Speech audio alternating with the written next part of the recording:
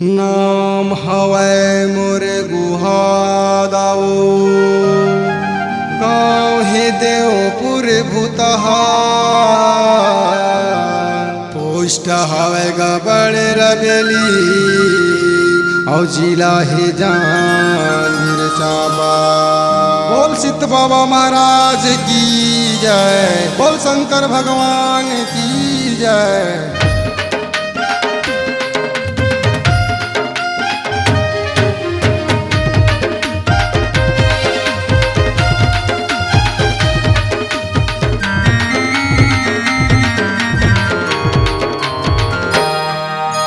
थाना तहसील हवै माल करौदा, थाना तहसील हवै माल करौदा देवपुर भूतहा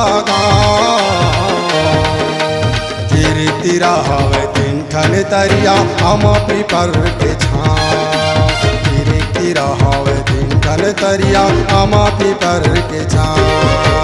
थाना तहसील हवै माल करौदा, थाना तहसील हवै माल करौदा देवपुर भूतहा तीर तीरा हवै तीन ठन तरिया आम पीपर के छाँ। तीर तीरा हवै तीन ठन तरिया आम पीपर के छाँ।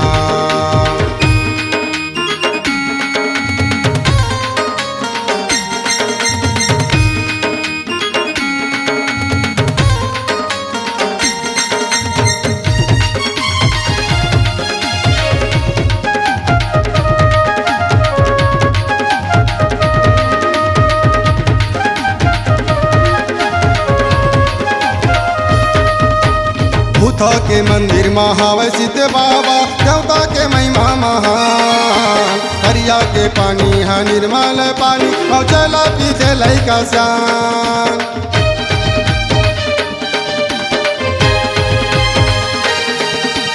माघी पूरी मामा होते भंडारा भक्ते का बढ़िया मेला।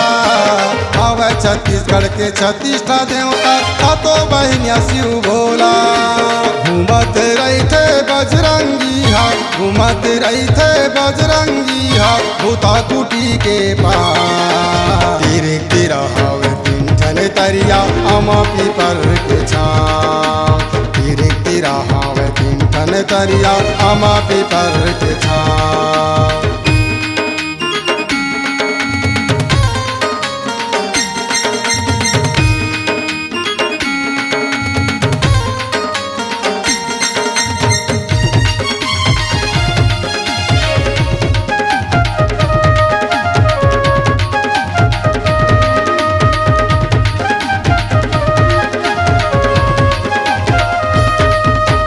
जेकर घर माँ दुखिया रहते करना पतो हयाते।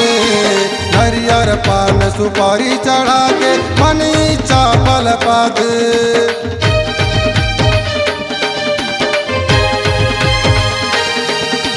मनत हवै गुहादाओ भजन लवो कर गाते।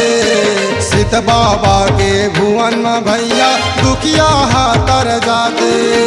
घूमत रहते बजरंगी हा, घूमत रहते बजरंगी हा भूता कुटी के पास। तीर तीरा हवै तीन ठन तरिया आम पीपर के छाँ। और तीर तीरा हवै तीन ठन तरिया आम पीपर के छाँ। थाना तहसील हवै माल करौदा देवपुर भूतहा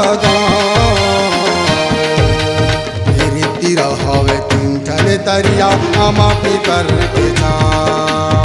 तीर तीरा हवै तीन ठन तरिया आम पीपर के छाँ। तीर तीरा हवै तीन ठन तरिया आम पीपर के छाँ।